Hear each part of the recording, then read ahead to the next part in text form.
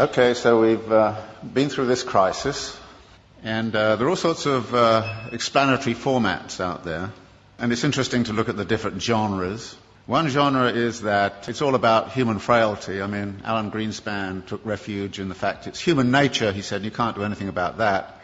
But there's a whole world of explanations that kind of say it's the predatory instincts, it's the instincts for mastery, it's the delusions of investors and the greed and all the rest of it. So there's a whole range of discussion of that. And of course, the more we learn about the daily practices on Wall Street, we kind of figure there's a great deal of truth in all of that.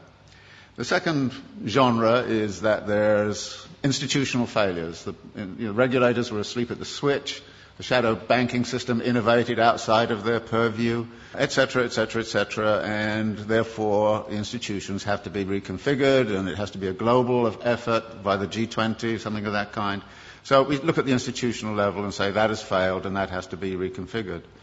The third genre is to say everybody was obsessed with a false theory. They read too much Hayek and believed in the efficiency of markets, and it's time we actually got back to something like Keynes, or we took seriously Hyman Minsky's theory about the inherent instability of financial activities.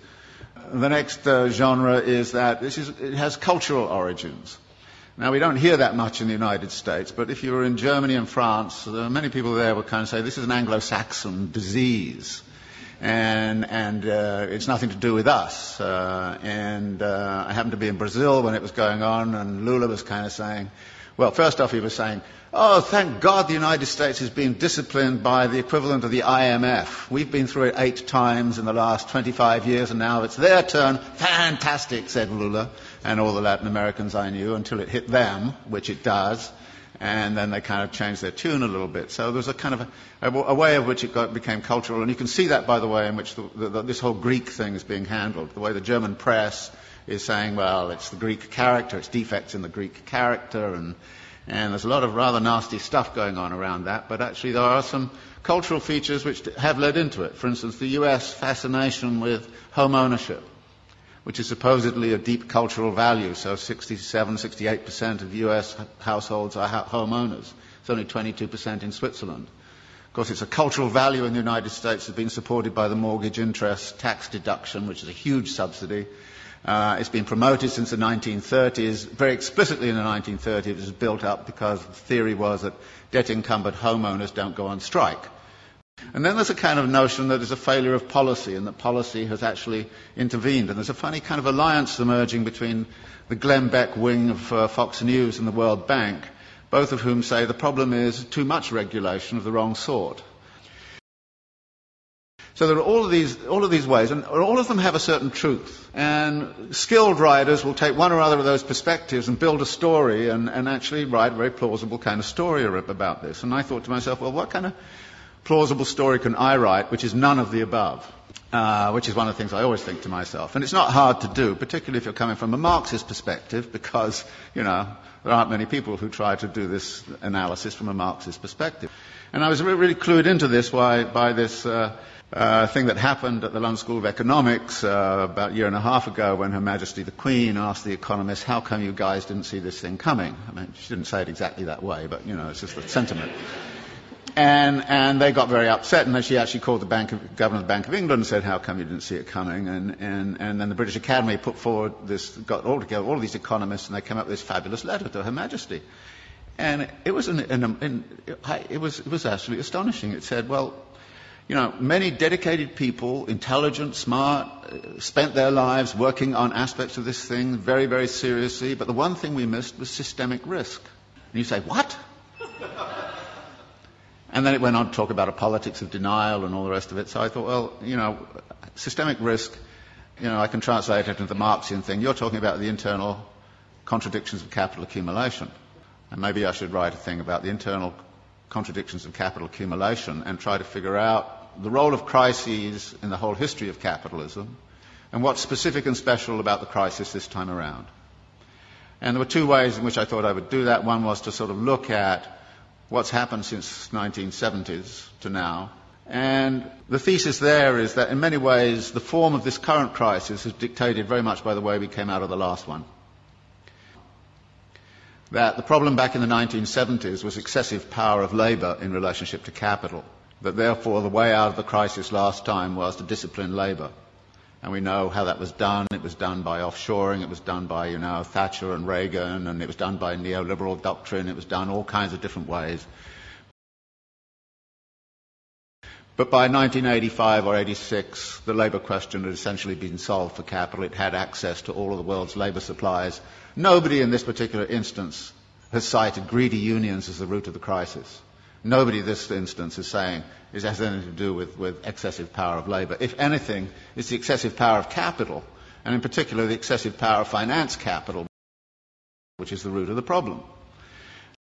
Now, how did that happen? Well, we've been, since the 1970s, in a phase of what we call wage repression, that wages have remained stagnant. The share of wages in national income right throughout the OECD countries has steadily fallen. It's even steadily fallen in China, of all places. So that there are less and less being paid out in wages. Well, wages turn out to be also the money which buys goods. So if you diminish wages, then you've got a problem with where's your demand going to come from? And the answer was, well, get out your credit cards. We'll give everybody credit cards. So we'll overcome, if you like, the problem of effective demand by actually pumping up the credit economy. And American households, British households have all roughly tripled their debt over the last 20, 30 years. And a vast amount of that debt, of course, has been within the housing market. And out of this comes a theory which is very, very important, that capitalism never solves its crisis problems. It moves them around geographically. And what we're seeing right now is a geographical movement of that. Everybody says, well, okay, everything's beginning to recover in the United States, and then Greece goes bang, and everybody goes, what about the pigs, And it's interesting. You had a finance crisis, which is in the financial system. You've sort of half solved that, but at the expense of a sovereign debt crisis. Actually, if you look at the accumulation process of capital, you see a number of limits and a number of barriers. And there's a wonderful language that Marx uses in the Grundrisse, where he talks about the way in which capital cannot abide a limit. It has to turn it into a barrier which it then circumvents or transcends. And then when you look at the accumulation process, you look at where the barriers and limits might lie. And the simple way to look at it is to say, look, the typical circulation process of accumulation goes like this. You start with some money, you go into the market and you buy labour, power and means of production, and you put them to work with a given technology and organisational form. You create a commodity which you then sell for the original money plus a profit. Now, you then take part of the profit and you recapitalise it into an expansion for very interesting reasons. Now, there are two things about this. One is there are a number of barrier points in here. How is the money got together in the right place at the right time in the right volume? And that takes financial ingenuity. So the whole history of capitalism has been about financial innovation.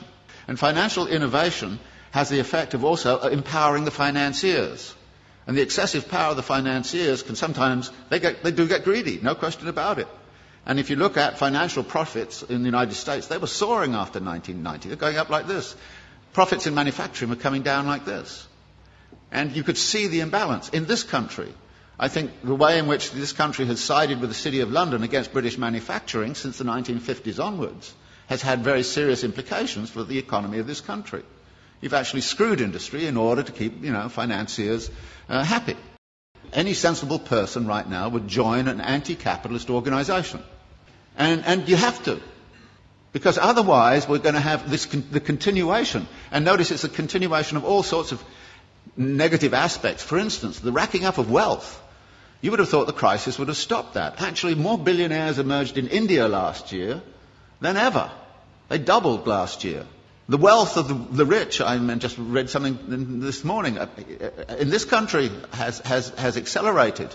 Just last year, what happened was the leading hedge fund owners got personal remunerations of $3 billion each in 1 year. Now, I thought it was obscene and insane a few years ago when they got 250 million. But they're now hauling in $3 billion. Now, that's not a world I want to live in, and if you want to live in it, be my guest. I don't see us debating and discussing this. I don't have the solutions. I think I know what the nature of the problem is. And unless we're prepared to have a very broad-based discussion that gets away from, the normal kind of pablum you get in the political campaign, and, you know, everything's going to be okay here next year if you vote for me, you know, it's crap.